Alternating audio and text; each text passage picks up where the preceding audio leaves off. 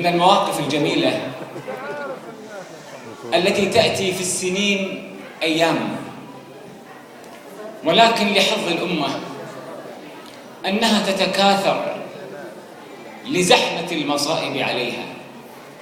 في مثل هذه المحن تكتشف المعادن، ويصقل الإنسان نفسه ويتعرف على شركائه من أهل القلوب الكبيرة، من الذين لا يفرقون في نصرة الحق والوقوف مع المظلومين بقطع النظر عن انتماءاتهم العرقية، بل ونحن ننصر حتى الإنسان الوثني إن كان محتاجا أو مظلوما، لأن الكل عبيد لله سبحانه وتعالى. العجيب أن أخي ضيف الله نهار العتيبي صديق دراسة ومن سكان المنطقة وجار عزيز، والنائب السابق علي الدغباسي أيضا من نفس المنطقة مروانيا، وسبحان الله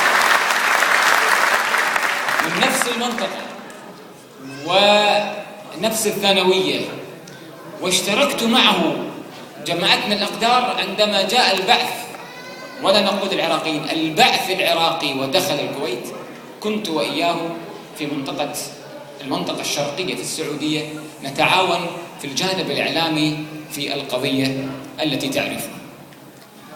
نجتمع كلنا اليوم، ما الذي جمعنا بهذه الزحمة وهذا الحشد الكبير؟ ما الذي جمعنا يا أخوة؟ آلام وجراحات واستبداد وطغيان سياسي ودماء تنزف ولا تزال وأشكال غريبة تمر علينا. كان في السابق كان الإنسان لا يرى شيئا، اليوم الكاميرات والتكنولوجيا وأدوات التواصل العبقرية الذكية هذه ليس فقط جعلتنا نكتشف الحقيقة، إنما سلطت الضوء على غباء الأنظمة العربية. أتعجب نظام بوليسي بهذا الامتداد من العمر ومتحكم ومستأثر بالثروات وكل شيء، لا يستطيع أن ينفق بذكاء عمليات التفجيرات المصطنعة التي يتهم فيها المتظاهرين على أنهم من أهل الإرهاب وأنهم من دسوا.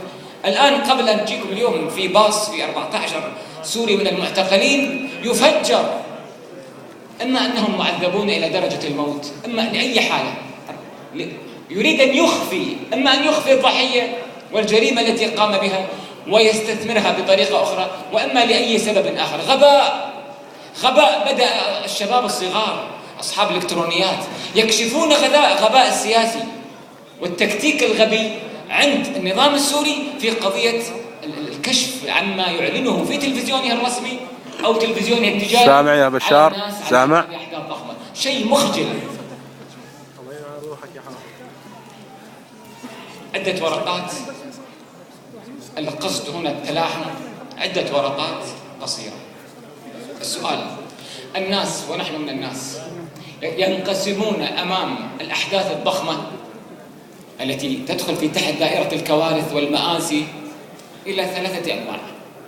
نوع متبلد شعوريا، هؤلاء نسميهم أصحاب التبلد المشاعر، ما يحس بما أن النار لم تصل لي والناس ليسوا من قومي أو من الدائرة الضيقة المغلقة جهنم، النار ما تصل لي. هؤلاء أناس متخشبون، جوامد، قساة القلوب، غلاظ الطباع، جفاة.